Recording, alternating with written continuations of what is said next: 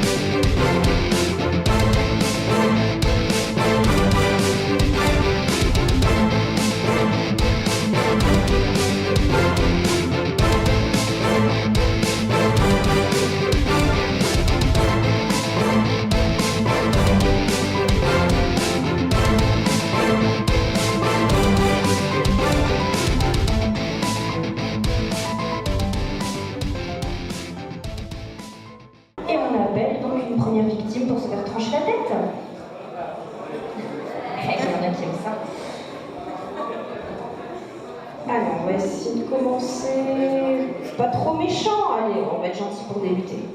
Tu vas me dire quel est le vrai nom de Tornade dans X-Men?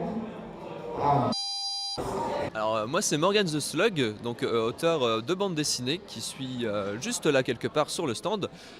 Et je suis arrivé premier avec beaucoup de chance, voilà, même si j'ai pas réussi à remettre à profit mes connaissances en BD. Et ce que j'ai gagné, donc, alors, on va commencer, on va essayer de se faire une petite histoire avec tout ça. Donc un t-shirt Batman, voilà, pour mettre quand je ferai des petits dessins chez moi. Yep. Avec le stylo, pour justement faire des dessins. Un mug à café pour les longues nuits à dessiner. Et des Lego et le DVD Spider-Man pour le réconfort après l'effort du dessin. Et je pense que comme celui-là je l'ai déjà, et que peut-être que ça taille un peu grand, je vais essayer de retrouver les autres participants pour peut-être aller leur donner, faire des échanges, etc. Voilà, ceux qui n'ont pas gagné, voilà, je vais essayer de les retrouver, voilà, ça peut être sympa.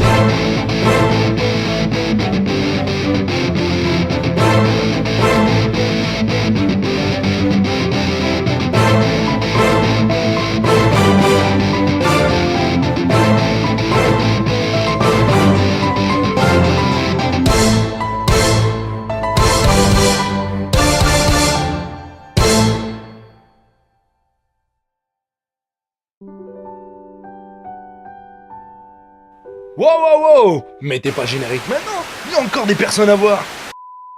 Donc, est-ce que vous pouvez vous présenter brièvement, donc votre nom, votre âge, etc., ce genre de choses?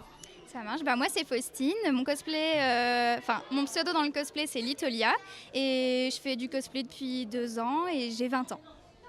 Alors moi c'est Joseph, mon cosplay c'est dans Attack on Titan et je représente un personnage qui s'appelle Connie. Et oui, j'ai 13 ans. Donc toi, ça fait 2 ans que tu fais du cosplay, et toi? Moi ça fait quelques mois. C'est moi qui l'ai initié, la grande sœur qui initie le petit frère. Allez viens avec moi. Donc toi qui en fais depuis 2 ans, est-ce que tu peux nous dire d'autres personnages que tu as réalisés en cosplay?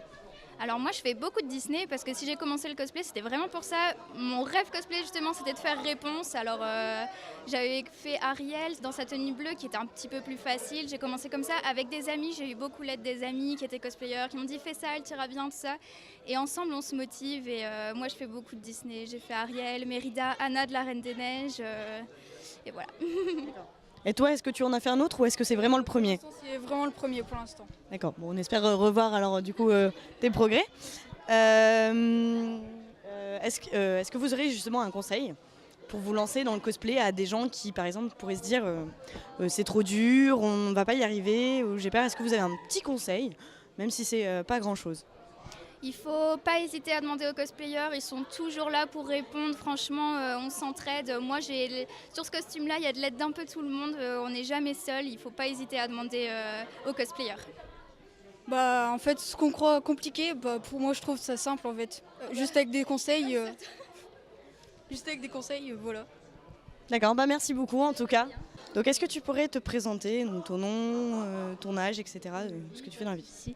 Je m'appelle Victoria Pereira, j'ai 19 ans, je vais avoir 20 ans là, le 26 avril. Et vous pouvez me retrouver en tant que Minoria Cosplay sur Facebook, c'est ma page Facebook. Et j'habite dans cette ville, à Mouveau. Et je fais le cosplay depuis à peu près 2 ans et demi, on va dire à peu près. D'accord. Donc si tu fais du cosplay depuis 2 ans et demi, ça veut dire que tu as aussi fait d'autres cosplays. Est-ce que tu pourrais citer quelques cosplays que tu as fait Oui, j'ai fait il y a Princesse Belle, il y a Princesse Jasmine qui est en cours. J'ai également Elsa de la Reine des Neiges, Anna. J'ai Clochette dans mes projets aussi également. Réponse, pourquoi pas, faut voir. Parce que le blond, ça me va. Voilà, faut voir. Et je vais peut-être aussi faire du Marvel prochainement. Mais pour l'instant, j'ai que le thème Disney. En fait, t'as commencé par Disney et c'est Disney qui t'a inspiré pour faire tes cosplays. D'accord.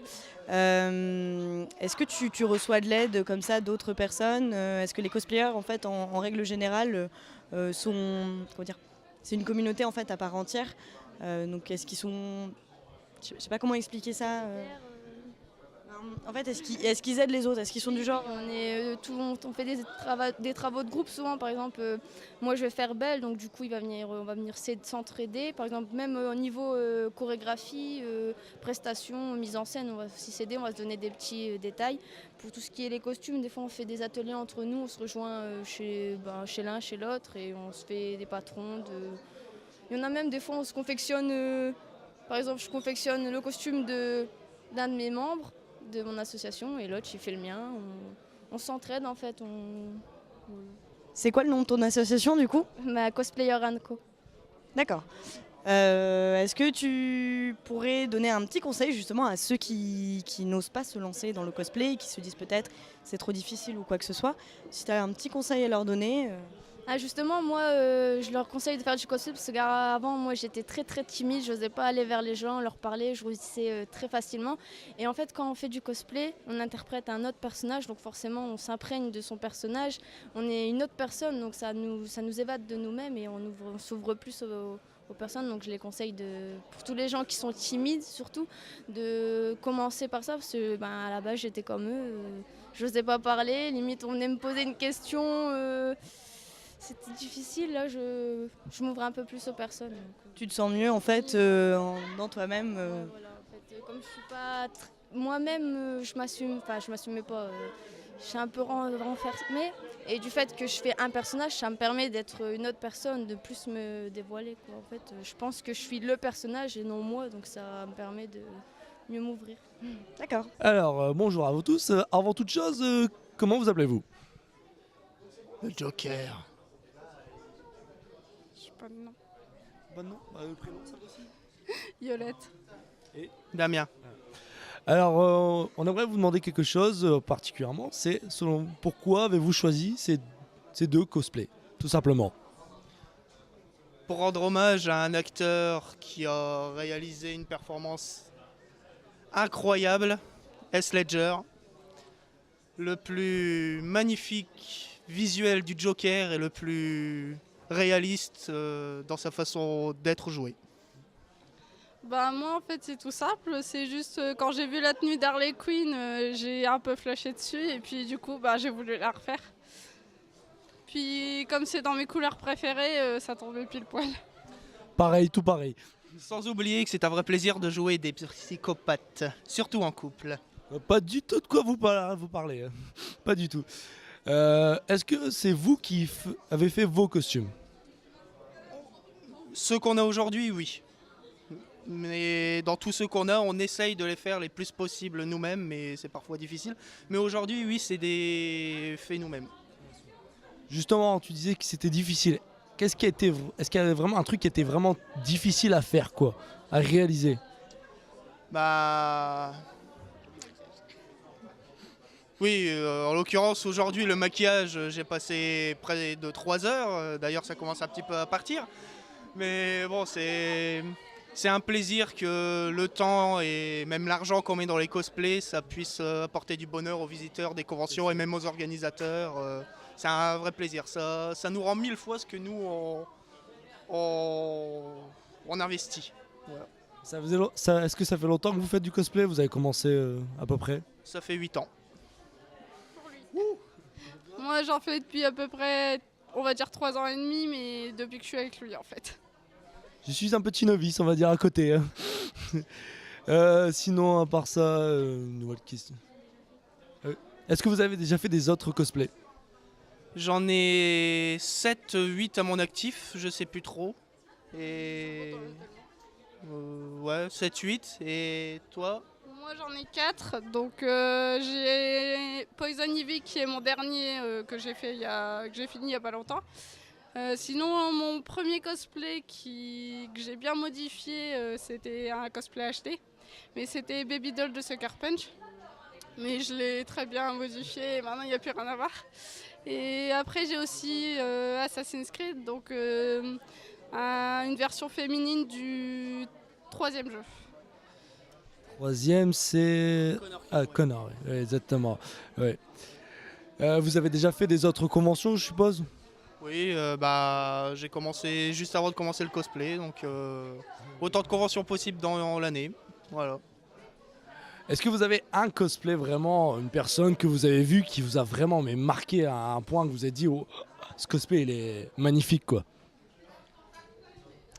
Il y en a quelques-uns qui, moi personnellement, m'ont sublimé, mais physiquement que j'ai vu de mes yeux, c'est Rick Bauer, à la fax.